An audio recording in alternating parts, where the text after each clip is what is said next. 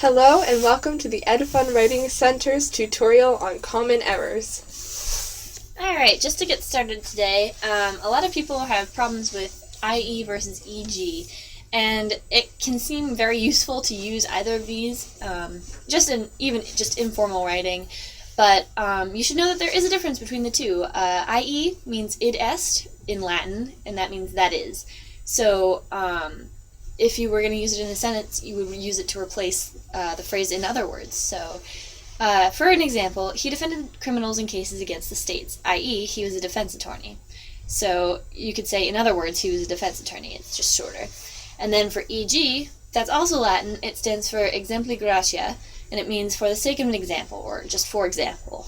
So, for an example of a sentence, you might say, Taylor is better than me in our science classes, e.g., she got a 95% on the biology test that I failed, which is probably true. Then we have its versus its. This is a pretty common one. So, its without an apostrophe shows possession. The dog chased its tail for hours. Its with an apostrophe is a contraction for it is. It is a very energetic dog.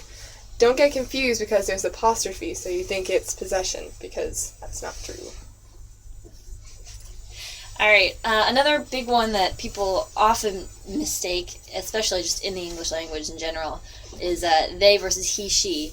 If you write everyone or no one in a sentence, the pronoun you use is either he or she, because believe it or not, everyone or no one, that is referring to a singular person. It's common to forget who the subject is in a sentence, and then you say they. So, for an example, somebody might say everyone has their own bike, but it should be everyone has his or everyone has her own bike. The reader finds himself unaware of the hidden conflict in the novel, rather than somebody might say the reader finds themselves unaware of hidden conflict in the novel. It's tricky because it does sound correct most of the time, but you should know that it isn't.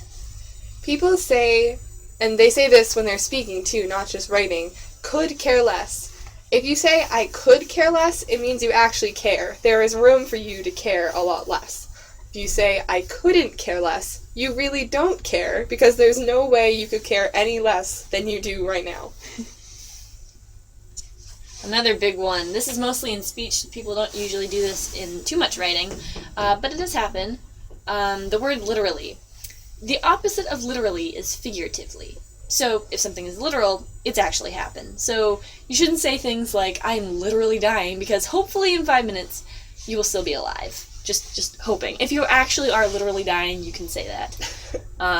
But, just, it might cause unwanted panic if you do say literally. Now we have a really other common one, because it's really easy to get mixed up. Affect versus effect. Affect is the verb. You can see that it squiggle marked it underneath. It's because Google was trying to tell us that we should have written effect, which is wrong. Google is wrong. Effect is the noun. Our effect on the polar ice caps is detrimental. We are affecting the polar ice caps in a negative way. Alright, another one, different than.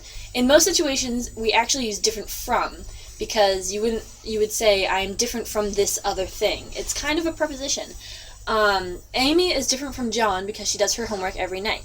And the way I remember this one is this is kind of silly, but there's a High School Musical song called Breaking Free, and they say different than who we are when they mean to say different from, and it is just, this will bother you forever now. But just remember that it's different than in most situations.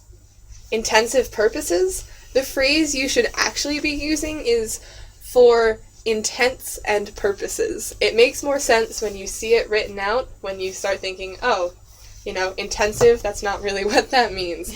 So, for an example, these companies regard the bad debt as a loss for all intents and purposes. To them, it's just a cost of doing business. When people say intents and purposes, and it just goes really fast, you think they say intensive purposes, but they shouldn't. Another big one, this might seem silly to some people, but it does get mixed up a lot. Imply versus infer. To imply something is to suggest something when you're saying.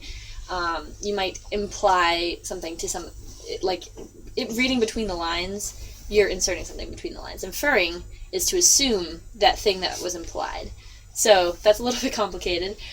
For example, in response to someone saying, maybe you need to pay more attention in class, you would not say, are you inferring that I am unintelligent? Because then you sound a little bit unintelligent. Rather, you would say, are you implying that I am unintelligent?